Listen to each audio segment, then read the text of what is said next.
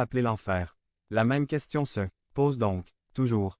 Un Dieu qui est amour peut-il vraiment envoyer quelqu'un dans un endroit aussi horrible? La réponse à cette question exige que nous réfléchissions très attentivement à la nature de Dieu.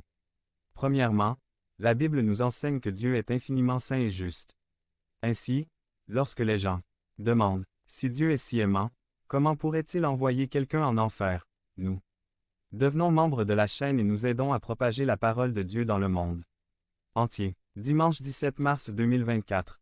P4. Nous pourrions également demander « Si Dieu est si juste, comment est-il possible qu'il laisse quelqu'un entrer au ciel ?» Point. La Bible enseigne que lorsque Dieu a placé Adam et Ève dans le jardin, il ne leur a imposé qu'une seule restriction. Ils pouvaient manger autant qu'ils voulaient de tous les arbres du jardin, mais ils ne pouvaient pas manger du fruit de l'arbre de la connaissance du bien et du mal, car le jour où ils en mangeraient, ils mourraient certainement. Genèse 2.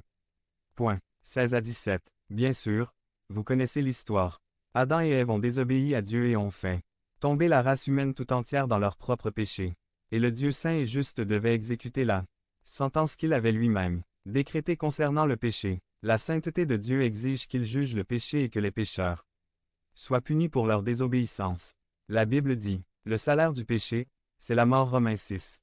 23. Deuxièmement, s'il est vrai que Dieu est infiniment juste, il est aussi infiniment aimant, miséricordieux, bon et généreux. C'est comme si Dieu se trouvait face à un dilemme ou à un conflit au sein de sa propre nature. Comment Dieu peut-il être juste et punir le péché humain, d'une part, et justifier les pécheurs d'autre part? Nous trouvons la réponse à ce dilemme séculaire dans la croix de Jésus-Christ. Dieu a déversé toute sa colère contre tout péché humain sur son propre Fils alors qu'il était accroché à cette croix au calvaire. Jésus est mort pour nous remplacer, à notre place, payant le châtiment que nous méritons. Goûtant la mort pour chaque être humain. Hébreux 2. 9. Il a bu toute la coupe de la colère de Dieu contre vous et moi. Il a payé intégralement la dette de nos péchés. Jean 19.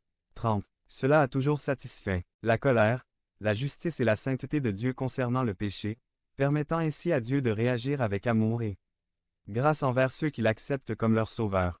Sur la croix, la justice infinie et l'amour infini de Dieu se sont rencontrés.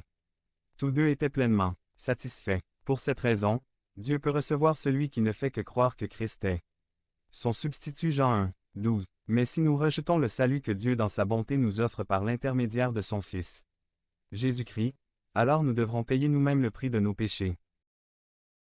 29. Et Abraham lui dit, ils ont Moïse et les prophètes, écoute-les. 30. Il dit alors, non, Père Abraham, mais si quelqu'un d'entre les morts leur revient, ils se repentiront. 31. Mais Abraham lui